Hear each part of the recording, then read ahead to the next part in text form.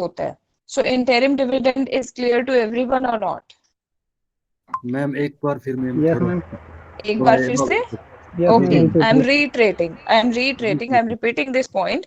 Interim dividend is a kind of dividend जब company at the end of financial year अपने financial statements prepare करने से पहले, right, अपनी financial accounts, financial statements prepare करने से पहले कंपनी किसी भी रीजन से, due to any reason, company चाहती है कि वो अपना शेयर होल्डर्स को डिविडेंड खत्म कर दे, अपने शेयर होल्डर्स को डिविडेंड जो है वो टाइमली प्रोवाइड कर दे. सो उस टाइम पे क्या है, सपोज अगर जनवरी में ही कंपनी चाहती है, जो financial statements, financial account prepare होते हैं वो कब होते हैं, at the end of March, up to 31st March के अराउंड जो है हर कंपनी, हर ऑर्गेनाइजेशन जो है अपना final accounts, financial statements ready करती है. बट इन एनी, ठीक है, कोई भी रीजन हो सकता है कि कंपनी चाहती है कि मैं इतना लेट ना इशू करके डिविडेंड मैं पहले इशू कर दूं.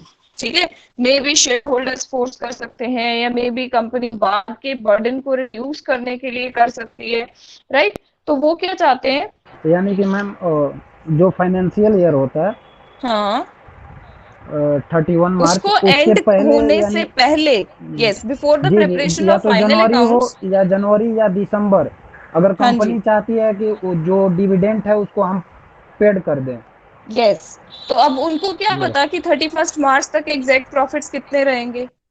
31st मार्च को ही फाइनली पता चलेगा ना कि फर्स्ट अप्रैल से लेके 31st March of the next year आपके पास कितने प्रॉफिट एग्जैक्ट आए हैं.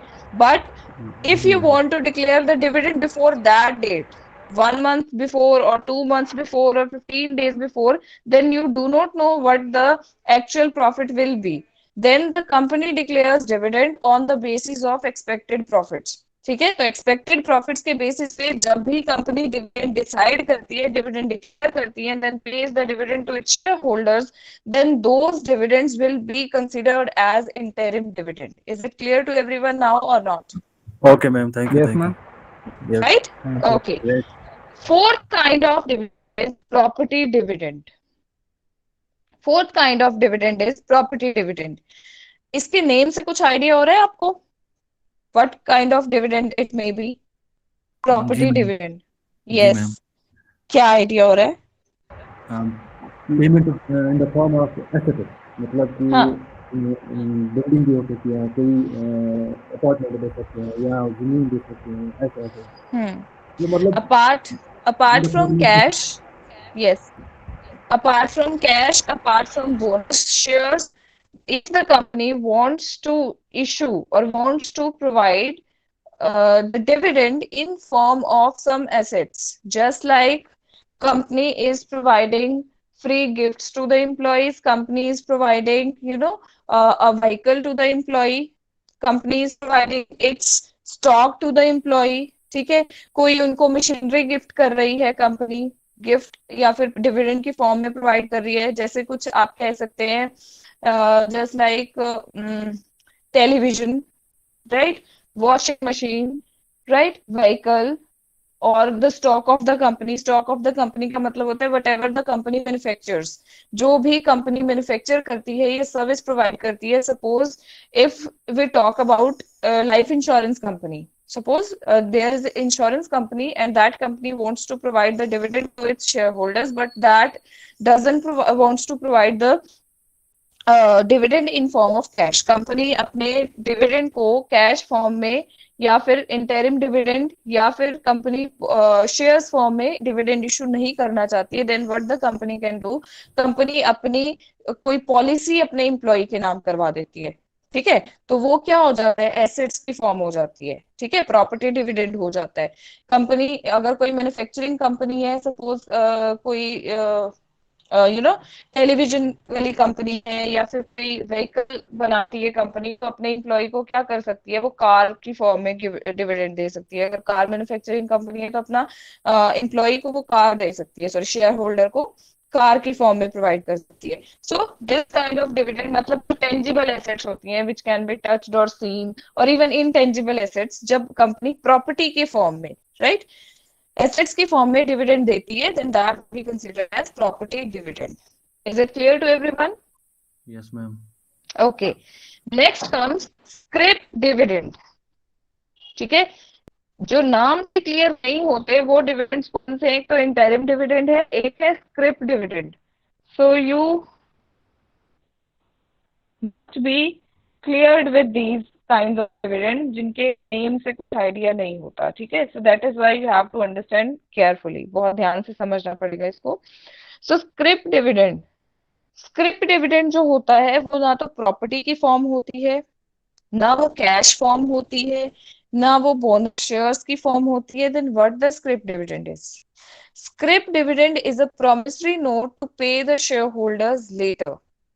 ठीक है, स्क्रिप डिविडेंड का मतलब होता है जैसे आपको कंपनी एक प्रोमिसरी नोट या फिर एक बिल की फॉर्म जो है वो पे कर देती है, मतलब प्रोवाइड कर देती है, आपको एक रिसीट प्रोवाइड कर देती है, एक आपको पेपर प्रोवाइड कर देती है, राइट, जिसमें कि वो ये मेंशन कर देती है that we are promising you to pay the amount later on. आज हमारे पास सफिशिएंट फंड्स अवेलेबल नहीं है, that is why we are promising you to pay your amount later. ठीक है, तो एक स्क्रिप्ट या फिर आप बोल सकते हो एक डॉक्यूमेंट, एक पेपर, एक प्रॉमिसरी नोट जो है वो कंपनी अपने शेयर होल्डर्स को प्रोवाइड कर देती है that we are not able to pay the dividend at present times, then whenever the funds will be available, we will be sending you or we will be providing you with the required amount. Right? So this kind of dividend is scrip dividend. Is it clear? Yes ma'am. Okay. Next one is liquidating dividend. Liquidating dividend. So liquidating dividend क्या होता है? Liquidate क्या होता है? What do you mean by liquidation or liquidate or liquid in finance?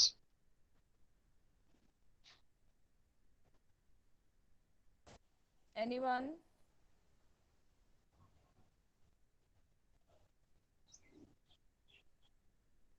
Anyone?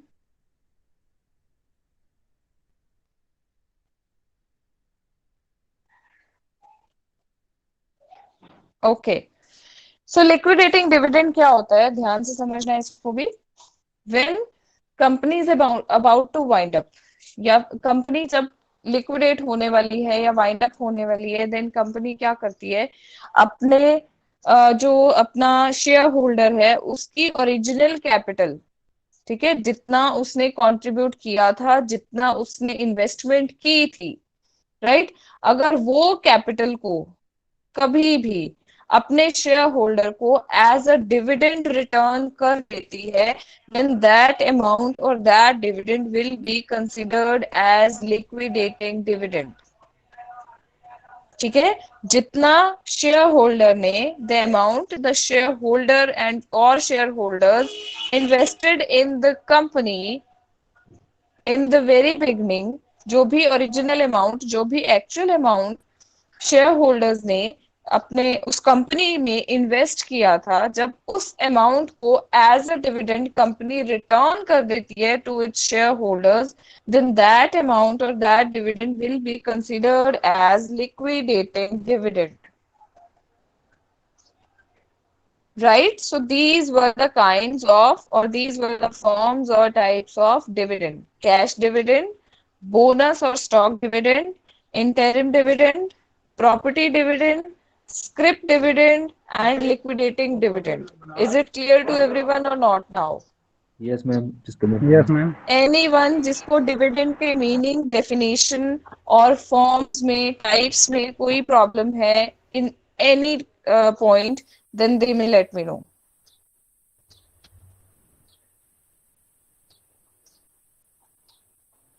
Right? Clear है इतना? Yes ma'am. Clear. Okay. Next comes dividend policy. So firstly, we have discussed all about the dividend, right? Now we are going towards dividend policy. So dividend policy. Policy क्या होती है? Anyone? What do you mean by policy? What do you mean by policy?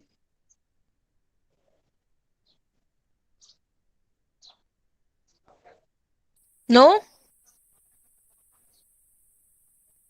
Policy basically guidelines को बोलते हैं, ठीक है। तो policy means something और फॉर्मेट और अ डॉक्यूमेंट और अ डिसीजन, ठीक है, जो कि आपको गाइड करता है द डिसीजंस और policies that are prepared by the management so that in future किसी भी एम्प्लॉय को कोई भी चीज को अंडरस्टैंड करने में रिपीटेडली मैनेजमेंट से पूछना ना पड़े, ठीक है। तो पॉलिसीज जो है वो गाइडलाइंस हैं जो फिक्स कर दी जाती है कि आपको इसके अकॉर्डिंग ही you have to act according to this, ठीक है। सो डिविडेंड पॉलिसी का क्या मतलब होता है? A policy or a statement which determines the amount of earnings to be distributed। तो डिविडेंड पॉलिसी यही होती है कि मैनेजमेंट इससे ये डिसाइड कर देती है कि what amount will be distributed among the shareholders and what amount of the profit will be retained by the company, ठीक है। कि कंपनी का ये डिसाइड करना कि कितना अमाउंट अर्निंग्स का अपने शेयर होल्डर्स में डिस्ट्रीब्यूट करेंगे एज अ डिविडेंड एंड कितना अमाउंट जो है कंपनी अपने पास रखेगी as retained earnings, so that अगर उनको फ्यूचर में कभी भी रिक्वायरमेंट होती है, कभी भी उनको इश्यूज अराइज होते हैं, कभी भी फंड्स की रिक्वायरमेंट होती है, तो उन रिटेन्ड अर्निंग में से उन फंड्स को वो यूटिलाइज कर सकते हैं। सो बेसिकली जो डिविडेंड पॉलिसी का जो फोकस होता है वो इस चीज को डिटरमिन करने का होता है कि what amount will be distributed as dividend to the share holders, ठीक है। Is it clear to everyone और not? Yes ma'am, it's clear. Yes ma'am. Okay, next आते हैं types of dividend policies. Types of dividend policies. अब जो dividend policies होती है मतलब डिविडेंड रिलेटेड गाइडलाइंस होती है, वो कंपनी टू कंपनी वेरी करती है, ठीक है। कोई कंपनी कोई पॉलिसी फॉलो कर रही होती है, कोई कंपनी कोई दूसरी पॉलिसी फॉलो कर रही होती है। सो कंपनीज के अकॉर्डिंग जो है वो डिविडेंड पॉलिसीज भी डिफरेंट होती है। We can not say that all the organisations are following the same dividend policy. They according to their need, अपनी नीड के अकॉर्डिंग वो डिविडेंड डिस्ट्रीब्यूट करते हैं, पॉलिसीज मेंटेन करते हैं, ठीक है। सो the kinds of dividend policies or types of dividend policies. First type of dividend policy is regular dividend policy. Regular dividend policy. So आपको इसके नेम से कुछ आइडिया हो रहा है? रेगुलर डिविडेंड पॉलिसी, जी मैम। क्या आइडिया हो रहा है? मतलब कि कंपनी जो डिविडेंड देती है शेयर होल्डर्स को, वो हर साल देती है रेगुलरली, हम्म हर साल। हम्म कई किसी भी साल वो मतलब उनको मतलब ये मतलब नहीं हाँ देती, वो कंटिन्यू हर साल regularly.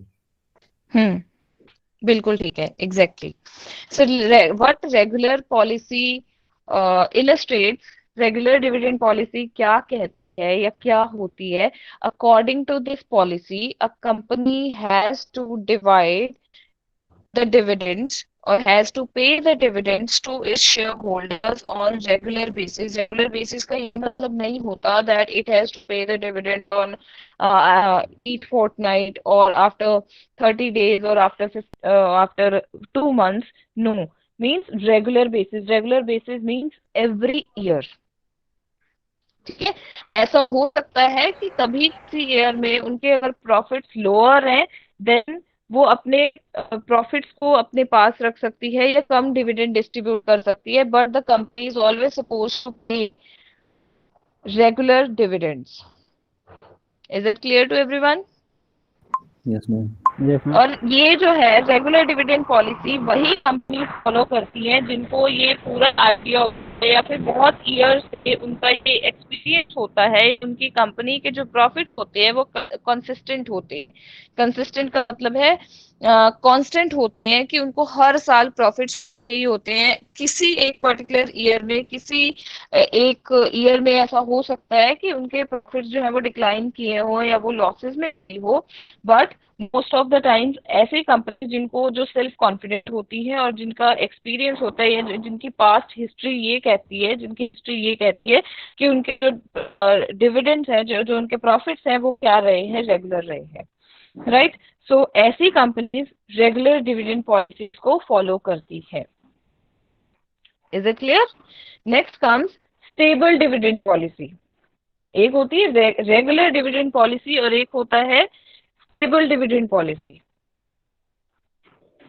So, do you think there is a difference between regular dividend policy and stable dividend policy?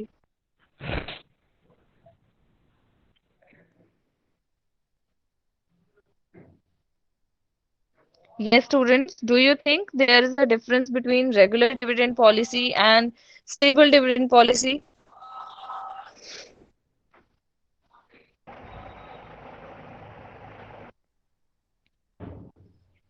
Any idea? Yes or no? Ma'am जो रेगुलर डिविडेंड पॉलिसी है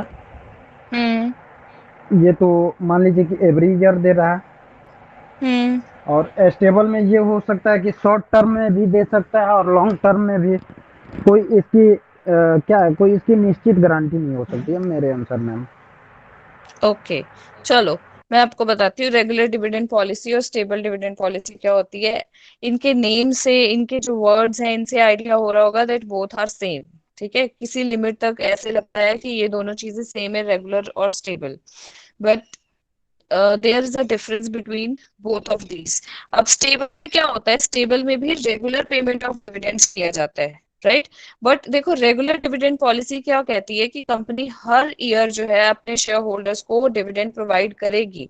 बट अगर किसी एक पर्टिकुलर ईयर में कंपनी को super profits होते हैं। Super profits का मतलब होता है प्रॉफिट्स के भी ऊपर बहुत ज्यादा प्रॉफिट्स होना, एक्स्ट्रा प्रॉफिट्स होना, एब्नॉर्मल प्रॉफिट्स होना।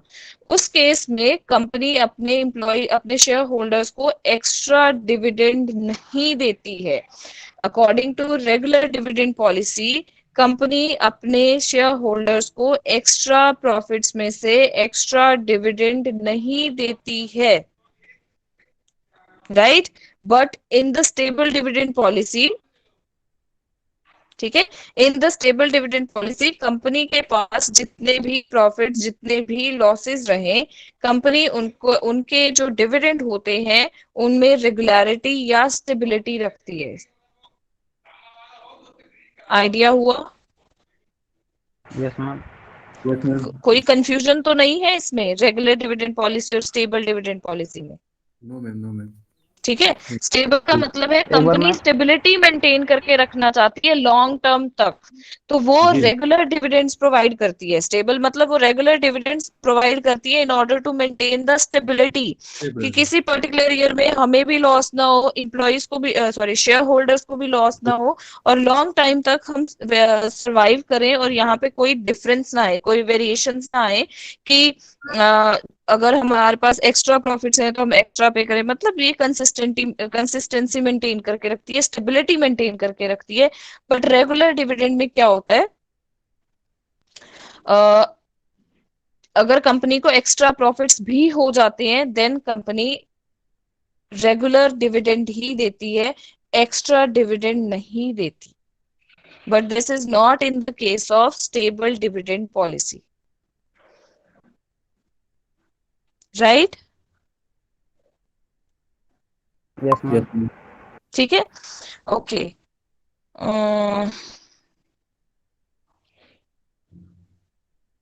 आगे इसके मेरिट्स एंड डीमेरिट्स मेंशन किए हुए हैं।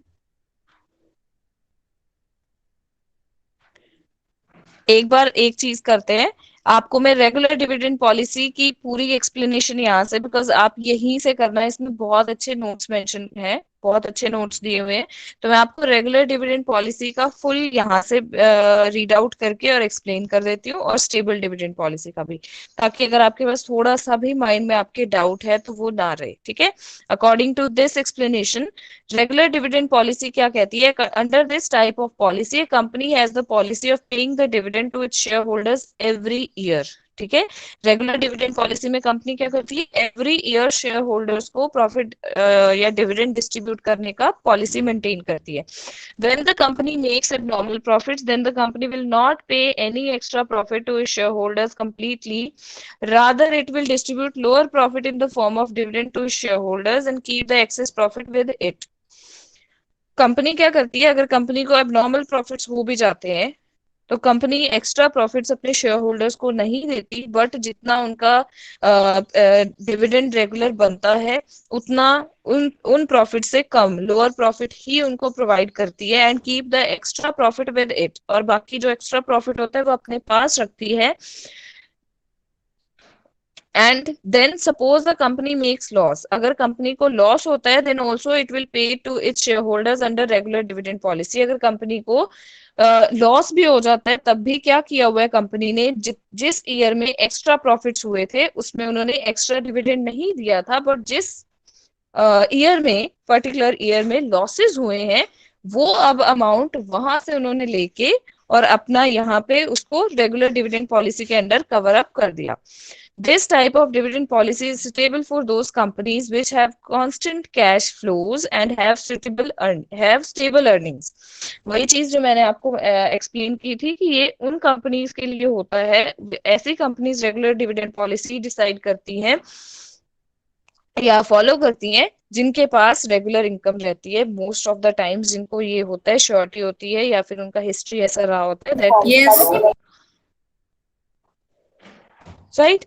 So next is stable dividend policy. Stable dividend policy is also meant to regular payment of dividends. It refers to the consistency in the stream of dividends. In short, we can say that a stable dividend policy is a long-term policy. वही point जो मैंने आपको बोला था, यहाँ पे regular payment of dividend ही किया जाता है, but इसमें क्या consider किया जाता है that company has to pay और company has to maintain or company has to consider the long term perspective. अपने लॉन्ग टर्म पर्सपेक्टिव को, अपने लॉन्ग टर्म सर्वाइवल को ध्यान में रखते हुए कंपनी यहाँ पे कोई डिफरेंसेस, कोई वेरिएशंस नहीं आने देती और रेगुलर पेमेंट ऑफ डिविडेंड करती है. Is it clear to all of you और not? Yes ma'am, clear ma'am. ठीक है, तो ये लिंक मैं आप लोगों के साथ शेयर कर दूंगी, इसको आप एक बार चेकआउट कर लेना, इसको समझ लेना, इसके मेरिट्स और डीमेरिट्स एक बार आप खुद रीड आउट करना. इन केस अगर आपको कोई डाउट रहेगा इसमें देन आप मुझे नेक्स्ट क्लास में बता सकते हैं कॉर्पोरेट फाइनेंस की. Okay ma'am, okay, thank you. ठीक है, नेक्स्ट इसके हम क्लास में करेंगे फैक्टर्स एंड इसकी जो थियरीज हैं. Okay ma'am.